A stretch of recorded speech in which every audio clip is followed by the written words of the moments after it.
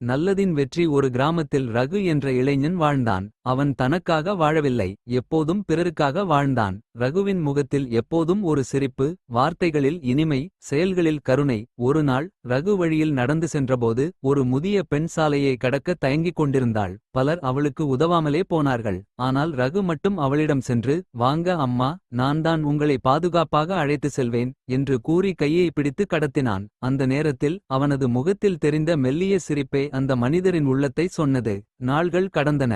ரகுவின் வாழ்க்கையில் சோதனைகள் ஆரம்பமானது. அவன் செய்யும் நல்லவற்றுக்கு தகுதியான பாராட்டோ ஆதரவோ கிடைக்கவில்லை. ஒரு முறை ரகு மரத்தடியில் தனியாக அமர்ந்திருந்தான். மக்கள் அவனை கடந்து சென்றாலும் யாரும் அவனை கவனிக்கவில்லை. மேகமூட்டம் மிகுந்த வானம் போலவே அவனது மனமும் சோகம் நிறைந்தது. பிறர் நலனுக்காக அவன் தொடர்ந்து முயன்றான். ஒரு முற்றியை காப்பாற்ற முயன்றபோது அதில் மின்னல் விழுந்தது. மக்கள் அவனை குறை சொன்னார்கள். பெய்த மழையில் நனைந்து கொண்டே அவன் தன் முயற்சியை விடாமல் தொடர்ந்து செயல்பட்டான். ஒருநாள் ரகு பசிக்குள் இருந்தபோது கூட அருகே ஒரு பசிதீராத குழந்தையை பார்த்தான். தன்னிடம் இருந்த சிறிய உணவை குழந்தைக்கு கொடுத்துவிட்டான். அவன் வயிற்று காலியாக இருந்தாலும் உள்ளம் நிறைந்திருந்தது. சூரியன் மெல்ல மறையும் அந்த கணம் அவனது உன்னதமான உள்ளத்தை ஒளிவிடுவதாக இருந்தது. காலம் கடந்து அந்த நல்லதையே வழிகாட்டியாக கொண்ட ரகு கிராமத்தில் ஒரு சிறிய பள்ளி கட்டிக் கொடுத்தான். குழந்தைகள் அங்கே கற்றுக்கொண்டனர். மக்கள் தங்களின் வாழ்நாளில் முதல் முறையாக உண்மையான நன்மையை பார்த்தார்கள். அவனை சுற்றி மகிழ்ச்சியும் பாராட்டுகளும் கலந்தன. அந்த நாள் அவன் வாழ்க்கையின் வெற்றியின் தொடக்கமாக இருந்தது. பல வருடங்களுக்குப் பிறகு